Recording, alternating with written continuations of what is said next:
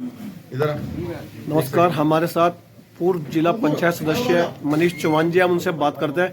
Sir, आज आपका स्वागत है। पहले तो आप गंगो विधानसभा में आज आपका दौरा रहा है।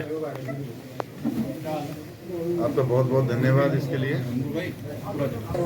अच्छा, जैसा 2024 का चुनाव सिर पर खड़ा है, सभी पार्टियों ने अपने लगभग तुरुप के जो पत्ते थे वो खोल दिए हैं। भारतीय जनता पार्टी ने अभी यहाँ पर किसी भी प्रत्याशी को घोषित नहीं किया है।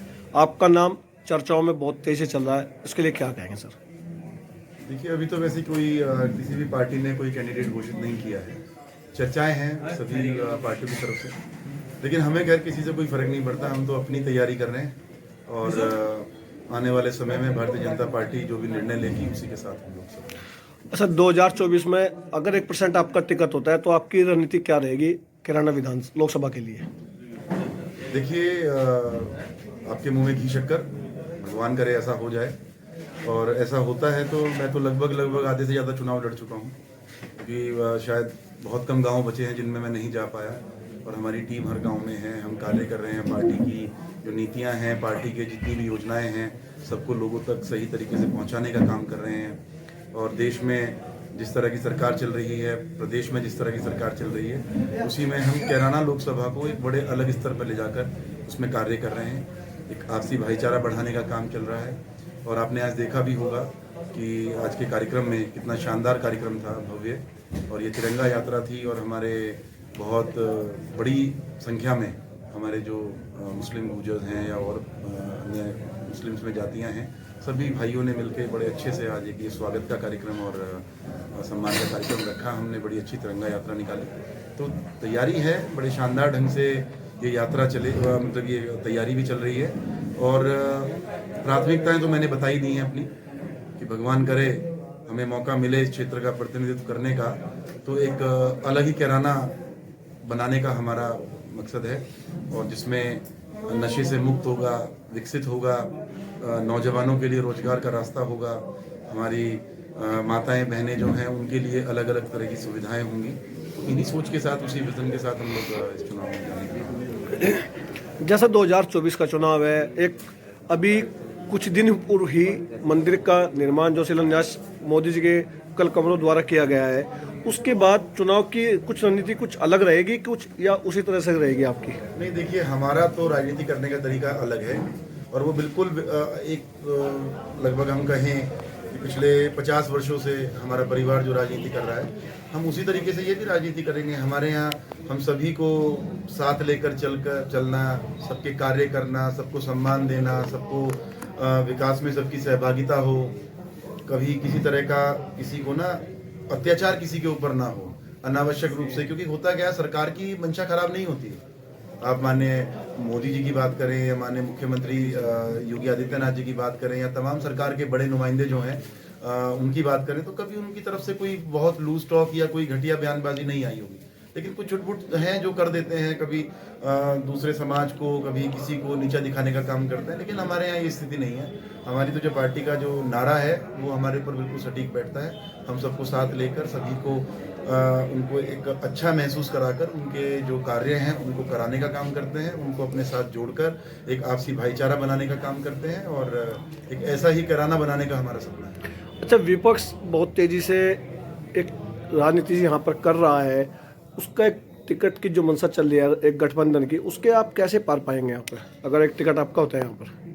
देखो, हमें अपने टिकट से मतलब है। हमें किसी टिकट, किसी विपक्ष क्या करता है क्या नहीं करता है, देखिए, मैं आपको क्लियर स्पष्ट बता देना चाहता हूँ।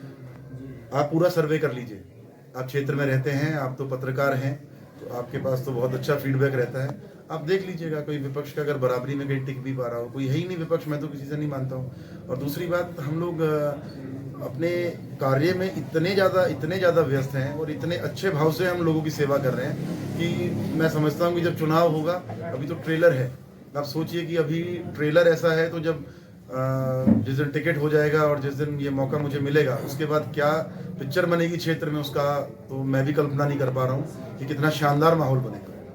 अच्छा, हमारे माध्यम से क्या संदेश कैराना लोकसभा या अन्य जो लोकसभाएं हमारी नज़दीक पड़ती हैं उन पर भारतीय जनता पार्टी का दबदबा लगभग कंटिन्यू रहा है, उनके लिए आप क्या कहना चाहेंगे? देखिए, मैं आपके चैनल के माध्यम से सिर्फ इतना ही कहना चाहता हूँ, जितने हमारे मतदाता हैं, कि आप पूर्व की सरकारों के कार्यकाल और वर्तमान सरकार के कार्यकालों का आकलन कर लें। किस तरीके से पहले गुंडागर्दी हुआ करती थी, पहले बहन बेटियां सुरक्षित महसूस नहीं करती थी अपने आप को। आज देखिए, अब इस बात को कुछ लोग ना अलग तरीके से ले जाते हैं। बहन बेटियां, आज मैं यहाँ गांव सांगठेड़ा में था, मैं मुस्लिम गुजरों में हूँ, तो ये क्या हमारी बहन बेटियां नहीं है? बहन बेटियां जो समाज में बैठ रही हैं, जो प्रतिष्ठित परिवार हैं। देखिए, गंदे आदमियों का तो वो ना अपनी बहन बेटियों को अपना समझते हैं, ना वो दूसरों की बहन बेटियों को अपना समझते हैं। जो अच्छे लोग हैं, चाहे वो किसी भी जाति के हैं, किसी भी धर्म के हैं, जो सबका सम्मान करते हैं, ऐसे लोगों को बहुत एक अच्छा माहौल देने का काम सरकार ने किया है। माननीय योगी जी के नेतृत्व में प्रदेश में बड़ी शानदार सरकार चल रही है, माननीय मोदी जी के नेतृत्व में देश में बड़ी शानदार सरकार चल रही है। मैं तो सिर्फ इतना एक आश्वासन, एक विश्वास दिलाना चाहता हूं लोगों को कि हम लोग राजनीति कर रहे हैं, सभी धर्मों को, सभी जाति, सभी बिरादरी, अमीर गरीब सभी को साथ लेकर करने का काम कर रहे हैं, और उसी में वो प्यार हमें सभी धर्मों के लोगों में, सभी जातियों के लोगों में मिल भी रहा है। और इसी को आगे बढ़ाते हुए हमें कैराना लोकसभा का विकास करना है, पश्चिम उत्तर प्रदेश का विकास करना है। तो उसमें हमारी जितनी भी सहभागिता होगी, हम बढ़ चढ़कर सरकार से योजनाएं लाने का कार्य करेंगे। अच्छा, जहाँ भी आप जनसभाएं करते हैं वहाँ नशा मुक्त कैराना बनाने की बात करते हैं, उसके पीछे क्या लक्ष्य आपका रहा है? देखिए, आप अगर देखेंगे तो कांदला जो हमारी बेल्ट लगती है, जो हमारा गृह क्षेत्र है, जहाँ हम पैदा हुए हैं, बड़े हुए हैं, आप देखेंगे खंदरावली चौकी के आसपास जितने गांव आते हैं, तो शायद वहाँ पर हमने बड़ी सख्ताई की भी है। क्योंकि बहुत से मेरी नज़रों में ऐसे पीड़ित परिवार आए हैं, मैंने ऐसे माँ बापों को देखा है, ऐसी बहनों को रोते हुए देखा है जिनके जवान भाई, या ऐसी बहुत से बच्चे हैं जिनके बहुत कम अवस्था में उनके पिताजी वो नशे की लत में लग गए, और कोई कोई घर तो खराब ही हो गया। तो मैंने एक संकल्प लिया है कि मैं किसी नशे वाले की सिफारिश नहीं करूँगा। जो नशे का काम करता है, तो हम राजनीति में, हो सकता है उसका मुझे कुछ नुकसान उठाना पड़े, हो सकता है मेरे कुछ वोटों का नुकसान हो, लेकिन वो नुकसान मैं झेलने की स्थिति में हूँ। लेकिन मैं ये नहीं कर पाऊंगा, बिल्कुल बर्दाश्त नहीं होगा कि हमारे क्षेत्र में नशा का कारोबार बढ़े। लेकिन पिछले कुछ समय से बड़ा दुख का विषय है, मैं नहीं समझ पा रहा हूँ कि किसकी सहभागिता है ये। कहीं पुलिस का कमजोरी है, या कहीं ना कहीं कुछ क्या कारण है, या जो करने वाले हैं वो ज़्यादा शातिर हो गए हैं। लेकिन हमारा मकसद है कि हमें अपने क्षेत्र से नशे का कारोबार बंद कराना है, एक नशा मुक्त कैराना लोकसभा बनानी है, ये मेरी पहली प्राथमिकता रहेगी। अच्छा, योगी जी का एक नारा है नशा मुक्त भारत बनाने का, नशा मुक्त उत्तर प्रदेश बनाने का, मोदी जी का। आपका लक्ष्य भी नशा मुक्त कैराना बनाने का है। क्या ऐसा लग रहा है कि नशा हमारे क्षेत्र में कुछ ज़्यादा ही पनप रहा है?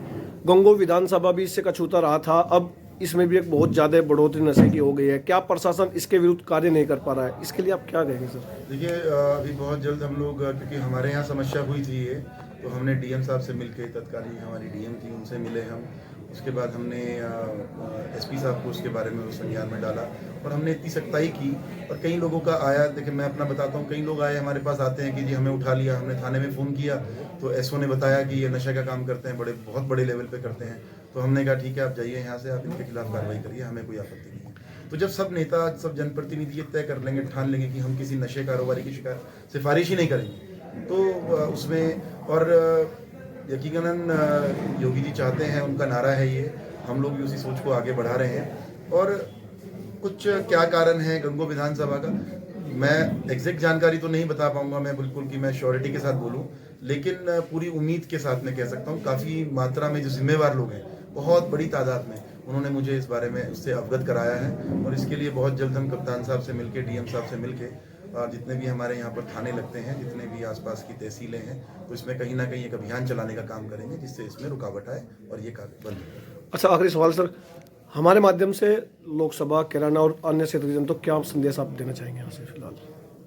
संदेश अभी आपने पहले भी पूछा था, और बस मेरा संदेश यही है कि जिस तरीके से मोदी सरकार कार्य कर रही है क्षेत्र की जनता को, जिस तरह योगी सरकार कार्य कर रही है क्षेत्र की जनता को, उनको आशीर्वाद देकर पुनः प्रधानमंत्री बनाना चाहिए, जिससे कि हम लोग जो एक विकसित भारत और जो एक साफ सुथरा भारत है, उसको हम बनाने में योगदान दे सकें। और हम कैराना के लिए खास तौर से कि जो हमने भाईचारा बना रखा है वो कायम रहे, इसके लिए सरकार को और हम लोगों को, क्षेत्र की जनता अच्छे से सहयोग करे, अपना आशीर्वाद दे, और हम इसी तरह से काम करते रहें। ठीक है, धन्यवाद।